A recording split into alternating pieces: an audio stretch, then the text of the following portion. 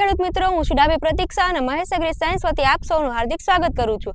આજે આપણે આવી ગયા છે એક પ્રગતિશીલ ખેડૂતની મુલાકાતે, જેણે ચણાનું વાવેતર કરેલું છે અને આપણે મહેશ એગ્રી સાયન્સની પ્રોડક્ટ સુપરડોક્સા અને ફ્લાવરિંગ સ્ટાર વાપરેલી છે।